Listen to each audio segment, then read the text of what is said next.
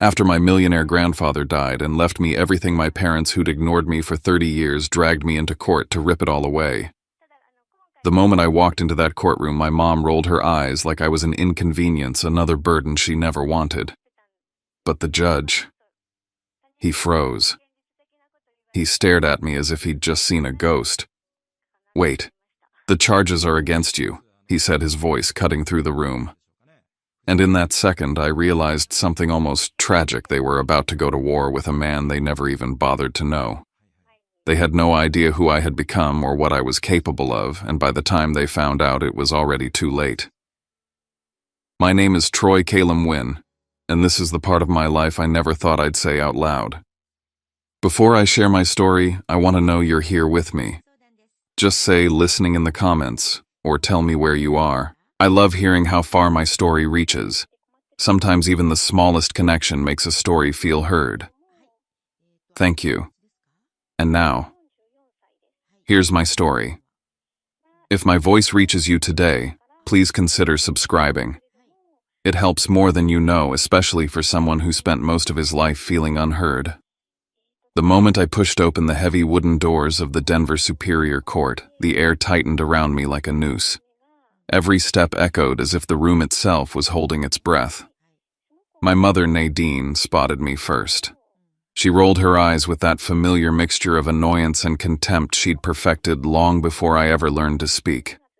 My father, Gregory, regarded me with a smirk that wasn't quite a smile, more like amusement twisted with ridicule, as if he already expected me to embarrass myself. Walking toward them felt less like entering a courtroom, and more like walking straight onto a battlefield where the people aiming at me shared my blood. I kept my gaze steady as I approached the defense table, pretending not to notice how several heads turned. But I noticed everything: the sharp inhale, the murmurs dying mid-sentence, the sudden shift of posture across the room. When I looked up at the bench, Judge Miller had paused mid-page, his glasses sliding down the bridge of his nose as his eyes locked onto me. For a moment, he didn't speak. Then he set his papers down, slowly studying my face like he was trying to match it with a memory he hadn't expected to confront today. "You're Troy Calum Wynn. You're the defendant in this case," he asked, his voice carrying just enough surprise to ripple through the room. The silence that followed was suffocating. Even the air conditioner stopped humming. I felt every pair of eyes land on me, puzzled, confused, stunned. The attorney representing my parents shifted uncomfortably, clearly thrown off by the judge's reaction. And I knew exactly why. Because I wasn't just the man being dragged to court. I wasn't the neglected son they assumed would crumble under pressure or retreat into silence the way I always had as a child.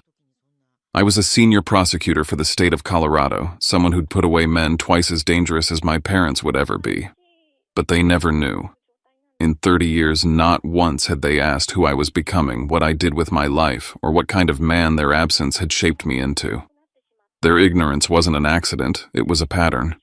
A part of me simmered with anger, another part felt strangely calm, as if I'd been preparing for this moment far longer than I realized. Every hidden scar, every quiet night in my grandfather's cabin, every choice they never witnessed had led me to this. Standing in that courtroom, I understood something in a way I never had before.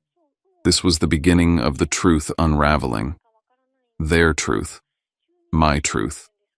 The one they'd spent years pretending didn't exist. And as I sat down, placing my hands deliberately on the table, I whispered to myself, if they want a war over my grandfather's legacy, then they're about to face the part of me they never bothered to know. I grew up in Aspen, Colorado, but not in the way people picture when they hear the name. No cozy family breakfasts, no parents cheering at school games, no warm Christmas mornings. My mother, Nadine Dorrance, came from a wealthy real estate dynasty, the kind obsessed with maintaining their pristine image. My father, Gregory Wynn, was a rising politician who cared more about shaking hands than holding his own child. I wasn't part of their plan. I was the complication they tried to clean up quietly. When I was just a few months old, they sent me away to live with my grandfather, Laredo Wynn, in Telluride. The excuse was always the same: they weren't ready, they needed time. Parenthood would derail their ambitions. But the truth was simpler and sharper. I didn't fit the picture-perfect narrative they were building. I would have blurred the edges of their success. Telluride became my first real home. My grandfather's cabin sat tucked between pine trees and snowbanks, creaking in the winter winds, glowing gold from the fireplace at night. The radio in the corner played old jazz, and the smell of wood smoke clung to every blanket in the house. That was where I learned everything that mattered.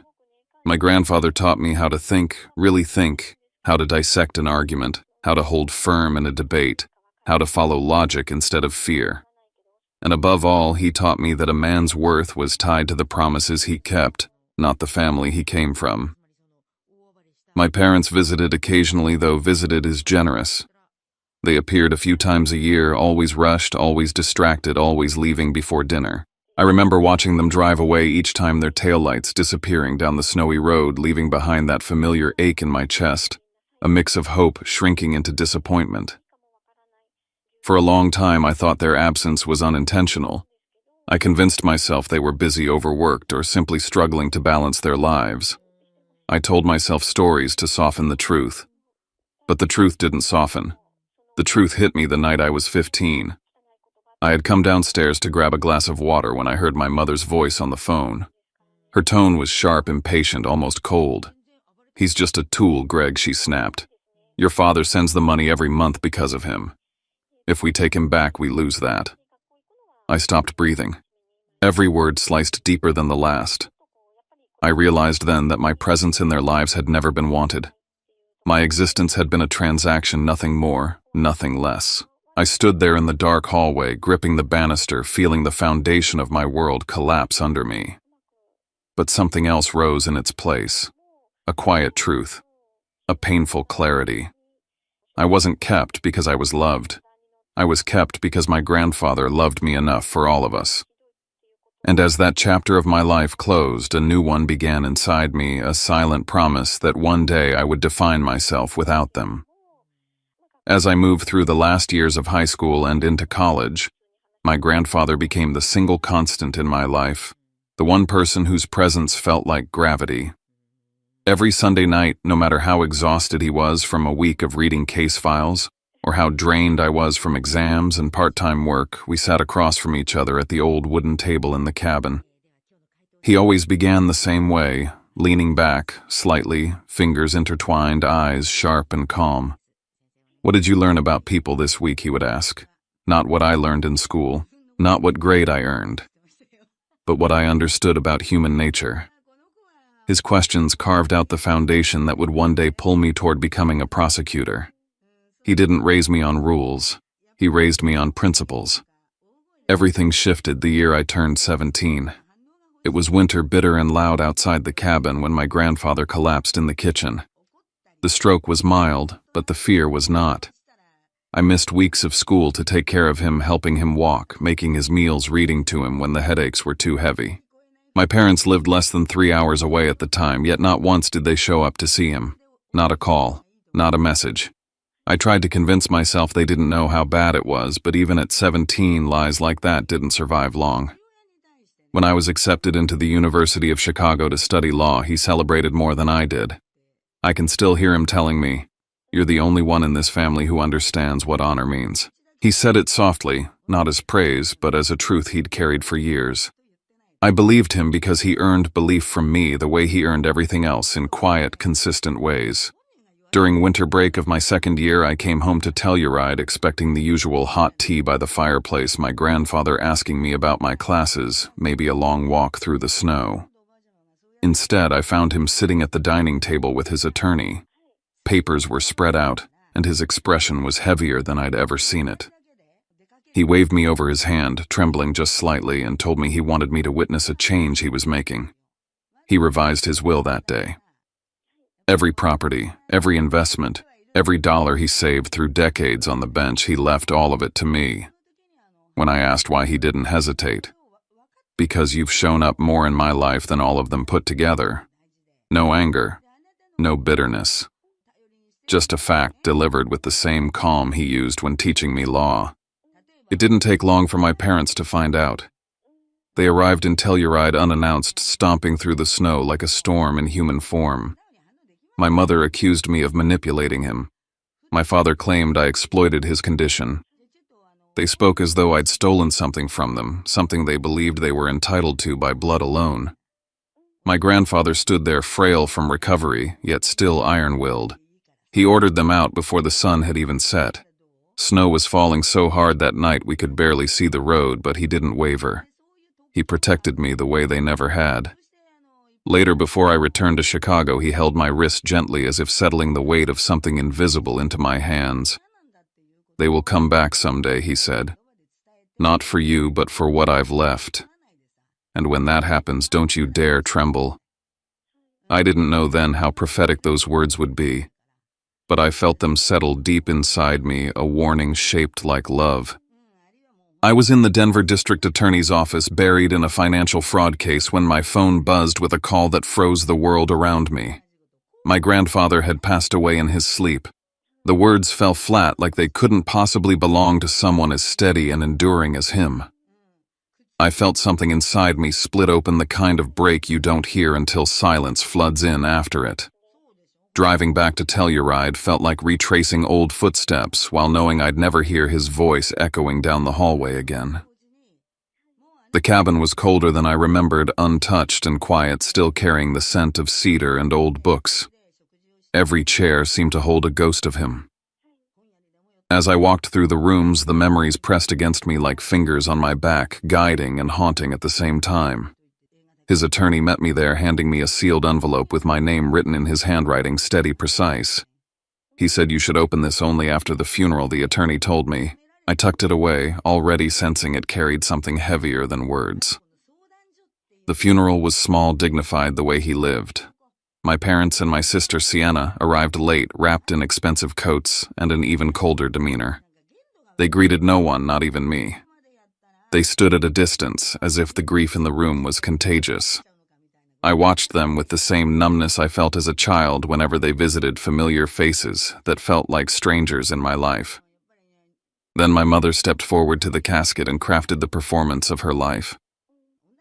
She cried loudly, apologizing to her father for not being there, begging him to forgive her failures. Her voice trembled in all the right places. Her hands shook just enough. Anyone else might have believed her. I didn't. I recognized the act, the way she used emotion like currency, spending it only when someone was watching. After the service, we gathered for the reading of the will. My grandfather's attorney opened the folder and the room stilled. He read the document in full, and with each line, my parents' expressions shifted from expectation to disbelief to fury. Every asset, every property, every dollar, more than $10 million in total, had been left to me. They each received a letter. Nothing more. My father erupted, first accusing me of orchestrating the entire thing. My sister muttered that I didn't deserve the Wynn name, as if it was a crown I'd stolen. I stayed silent, steadying my breath, knowing anger would only feed theirs. I opened my letter last. Inside, my grandfather had written truths he never shared aloud. He knew they cared more about his money than his life. He knew they would come after me. And he told me not to fear it, because he had spent years recording conversations, saving documents, keeping evidence proof of their intentions should the day ever come. 2 days later, barely 48 hours after burying him, they hired an attorney and filed a lawsuit against me. They claimed I manipulated an old man, that I preyed on his declining health, that the will was the product of coercion. The papers were served to me at the cabin, still thick with the smell of flowers from his funeral. Standing there in the doorway, holding the lawsuit in my hands, I felt my grief transform into something sharper. Not hatred, not revenge, just clarity. My grandfather had warned me this day would come. And now that it was here, I understood the weight of what he meant when he told me not to tremble. This wasn't just about inheritance. It was about truth, legacy, and every quiet moment he and I had lived while the rest of them looked away. And as I folded the papers and placed them on the table, I felt the first shift inside me, the beginning of a battle I never asked for, but one I was finally ready to face. The lawsuit spread across Colorado faster than I could process it. Within 48 hours, my name was plastered on every local news site, the grandson who quietly inherited the Wynn empire, the mysterious heir, the prosecutor now under fire. Reporters swarmed outside my apartment and the DA's office cameras, flashing voices rising in a frenzy every time I stepped out of a door. I had spent my whole life avoiding the spotlight, carefully building a career on precision and silence, and now I was being dragged into a narrative written by people who had never even looked me in the eye. The summons arrived at my desk at the DA's office, accompanied by a formal notice requiring me to testify in the civil suit filed by my own parents. That alone should have been surreal, but the real shock was how the attention made me feel exposed, vulnerable, like my childhood was being peeled open for the world to inspect. I wasn't scared of court. I had lived in courtrooms for years. I was scared of being forced into the same arena as my parents, forced into their games of optics and manipulation, forced into their version of the truth. I was ordered to hand over any documents related to my grandfather's revised will. I spent nights pulling old files from storage boxes, reading through papers I hadn't touched in years, each page reminding me of moments I wasn't ready to relive. The pressure didn't just come from the lawsuit, it came from inside the walls of the place where I had built a name for myself. A senior prosecutor called me into his office, voice low and uneasy. Because I was under investigation in a civil dispute, he said they needed to avoid conflict of interest. Effective immediately, I was placed on unpaid leave for 2 weeks. The word stung not because of the money, but because of what it symbolized. Suspicion, distance, a crack in the foundation I had spent years building. I didn't know where else to go, so I drove straight to Callahan's office. She had once been my grandfather's student, one of the few people who respected him, not just as a judge, but as a man who lived by the principles he taught. She listened to everything quietly, her face unreadable, then leaned back in her chair and said, "He didn't leave anything to chance. You're not alone in this. Not now, not ever." Her words anchored me, but the storm only grew stronger. When the court announced the judge assigned to the case, it became instant controversy. Judge Miller, my grandfather's former clerk, was appointed to preside over the lawsuit. My parents erupted through their attorney, arguing he would be biased in my favor. Meanwhile, the public chewed on the story like it was their latest entertainment. Their legal team escalated by accusing me of taking my grandfather to a secret hospital to influence his mental health. They produced hospital bills claiming I manipulated his medical care to weaken him mentally. For a moment, even I felt my stomach twist. Then Callahan requested the full records and the truth emerged. The facility wasn't a secret institution. It was a hospital designated for retired judges where he voluntarily went every year for cognitive evaluations. His mental assessments showed he was sound, clear-minded, and fully capable of making legal decisions. It hit me with an almost painful clarity. Then he had prepared for this. He had seen further ahead than any of us. All his records were precise, documented, protected. He had built a fortress of truth long before I knew I'd need it. But the more the truth tried to surface, the more vicious the attacks became. My parents weren't just fighting for money anymore. They were trying to bury me under scandal to break the credibility I had spent my entire adult life shaping. And as I looked around at the noise surrounding me, articles, accusations, lies, I realized the battle had shifted. This was no longer about inheritance. It was about defending the reputation of the only person who ever showed up for me. And it was about proving I was nothing like the people trying to destroy me. By the time the deposition hearings approached, the pressure felt like a physical weight on my chest. My parents had hired a PR firm known for bending narratives, and suddenly every radio program and podcast was dissecting my life as if they'd known me for years. The story being spun painted me as the greedy grandchild who preyed on a vulnerable old man. No one bothered to ask why the people accusing me had barely visited him in 20 years.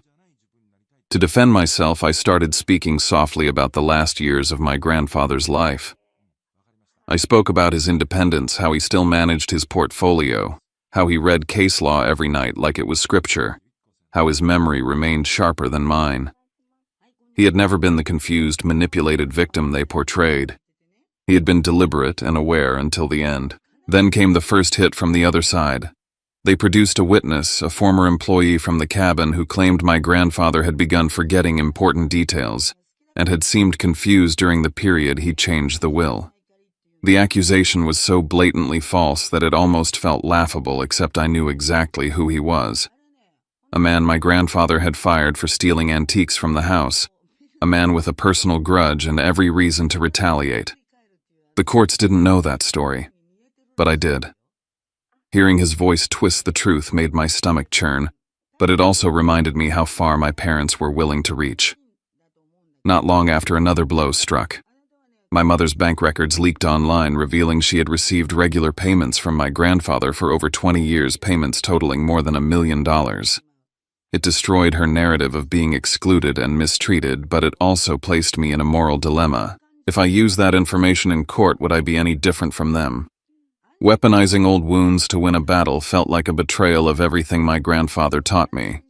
Right when I was drowning in that debate, my sister Sienna sent me a message. It was short, nearly shaking in tone, asking me to meet her privately. She said our mother had lied about a lot more than I knew, that she couldn't carry the guilt any longer. I didn't know what to expect, but I went. When she saw me, Sienna broke down, confessing that our mother had once begged our grandfather to place all his assets into a trust under her name. She admitted he refused, and that this rejection fueled years of resentment and distance. She also admitted she had been pressured to support our mother's narrative even when she knew it wasn't true. Her apology was raw, and hearing her say the words I had suspected for years still hit my chest harder than I expected. I drove home afterward, the mountains dark around me, snow drifting across the windshield. Her confession didn't just fill in cracks in the story, it exposed a long, tangled web of resentment, manipulation, and calculated motives spanning decades. My family hadn't simply drifted from my grandfather. They had orchestrated a narrative against him built on lies and self-preservation. This was never just a fight over money. This was the unraveling of years of deception, and I was finally standing in the center of it, staring at the truth they had spent a lifetime trying to bury. The morning of the final hearing arrived with a chill that settled deep into my bones. As I stepped out of the car, a wall of reporters surged toward me. Shouts, overlapping microphones shoved forward, camera flashes bursting like gunfire.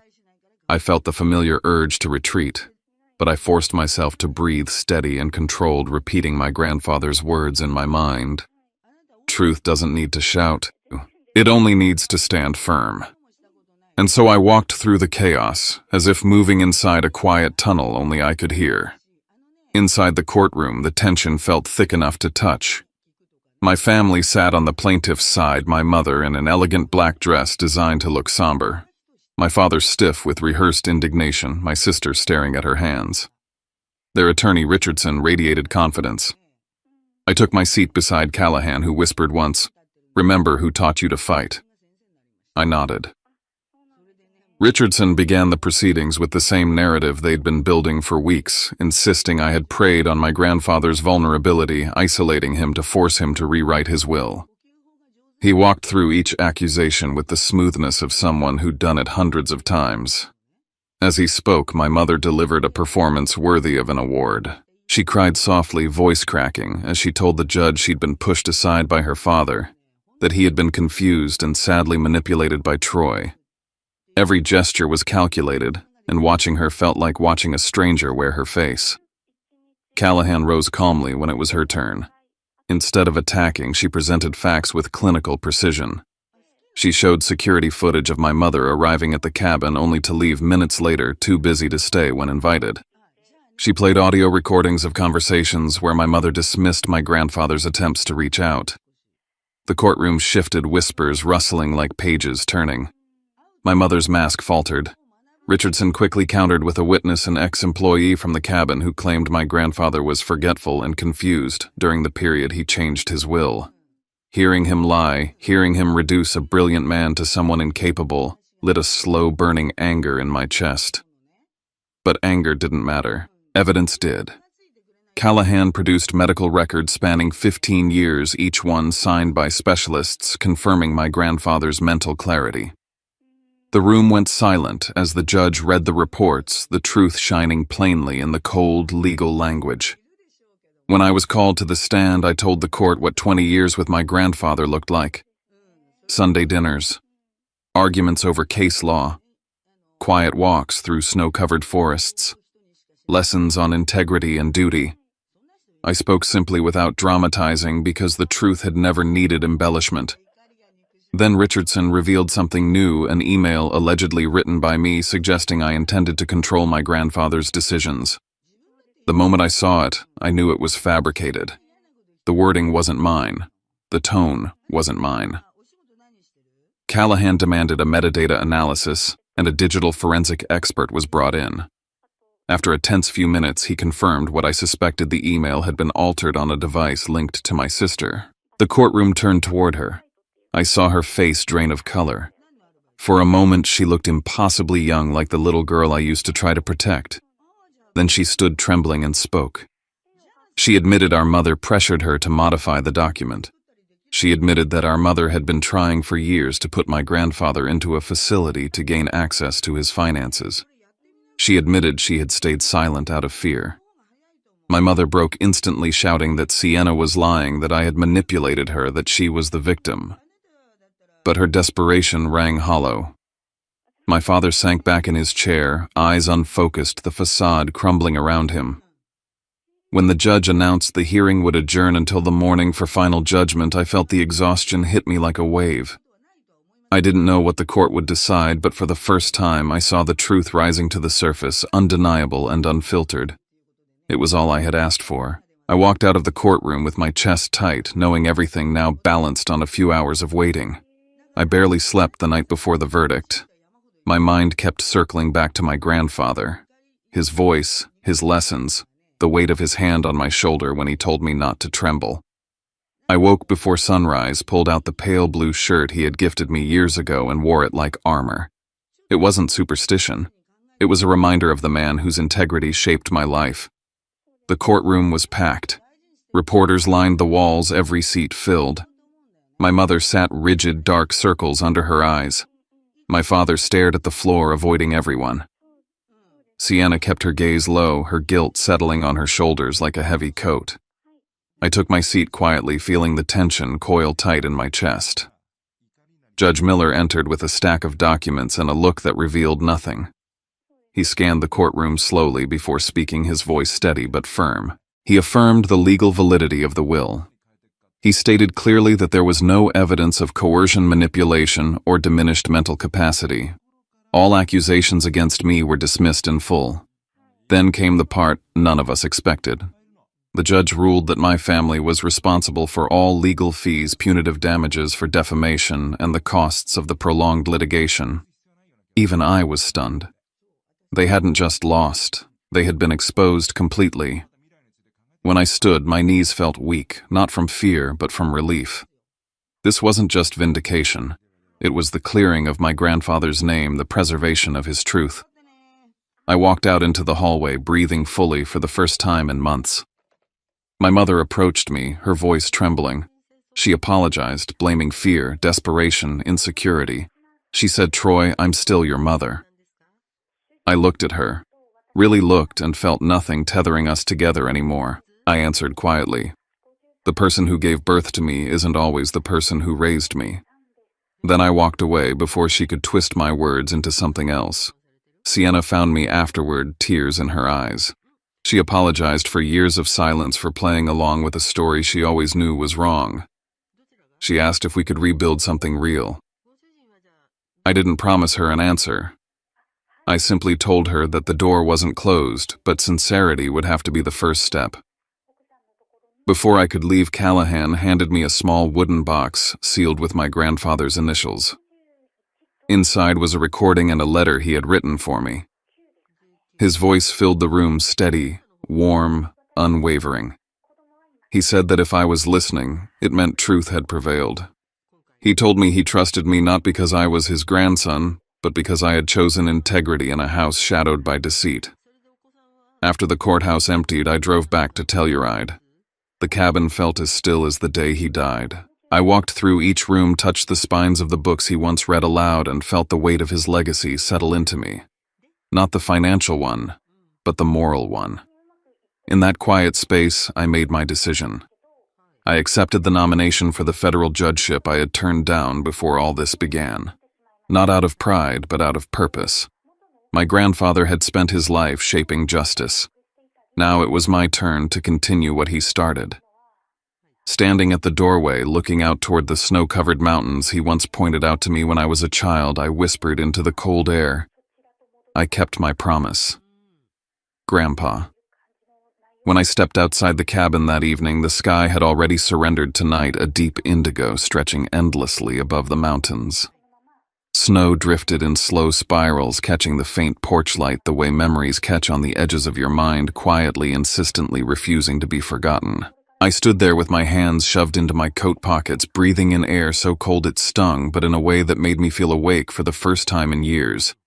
Everything that had happened, every accusation, every lie, every moment in that courtroom, where I felt myself unraveling and rebuilding at the same time, hung over me like the fading remnants of a storm.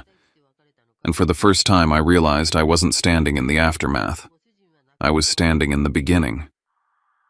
I thought about the man who raised me, about how he had carried himself through a lifetime of judgment, conflict, and the weight of other people's choices, yet never once surrendered the part of himself that was rooted in truth. I had spent years thinking I needed to live up to him. But somewhere along the way I understood that wasn't what he wanted. He didn't raise me to be his echo. He raised me to be someone capable of facing the world without losing himself. And standing on that porch, listening to the wind drift over the pines, I realized I had done exactly that. What struck me most wasn't winning the case or the inheritance, or even the respect I had fought so hard to preserve. It was the quiet understanding that despite everything my family tried to do to fracture my identity, I had built a life that wasn't defined by them. My worth wasn't tied to their approval. My strength wasn't born from their absence. It came from the moments my grandfather chose me, not because he had to, but because love, when real, is a choice made again and again. People always talk about closure as if it's a door you lock behind you, but that's not what this felt like. It felt like stitching together something torn. It felt like breathing fully after years of holding my breath. I knew the wounds would linger, that parts of me would always ache when I thought about the boy I had been, the one who waited by windows hoping to see headlights that never came. But I also knew I wasn't that boy anymore. I had walked into a courtroom ready to defend my grandfather's legacy, and somehow in the process I reclaimed my own. Accepting the judgeship wasn't about power or achievement. It was about honoring the values that shaped me. It was about stepping into the life I had been building piece by piece since the first night my grandfather asked me what I'd learned about people. It was about recognizing that the story of my family didn't end with betrayal. It ended with truth. And from that truth, I was choosing to build something new.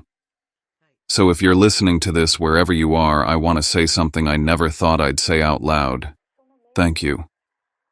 Thank you for sitting with me through this story, for letting my voice fill your space, for choosing to listen to something that was once too heavy for me to carry alone. Stories like mine, they're not easy to tell. They're stitched with hurt and fear and the kind of vulnerability most of us try to avoid. But sometimes speaking the truth out loud is the only way to take back the parts of yourself you didn't realize you'd lost. Before you go, if my story has meant something to you, if it's reminded you of your own strength or your own survival or the quiet resilience you've had to build in the dark, I hope you'll consider staying connected. Tap subscribe, leave a comment, share your own story if you feel ready. Not because numbers matter, but because connection does. Because somewhere out there is someone who needs to hear that they're not alone, that family doesn't have to be defined by blood, and that the hardest chapters of our lives don't have to be the ones that define us. I'm Troy Calum Wynn, and this was the truth I spent a lifetime learning how to tell. And wherever you are, whatever you've lived through, I hope you find the strength to tell your story too. Because sometimes speaking it is the first step toward becoming who you were meant to be.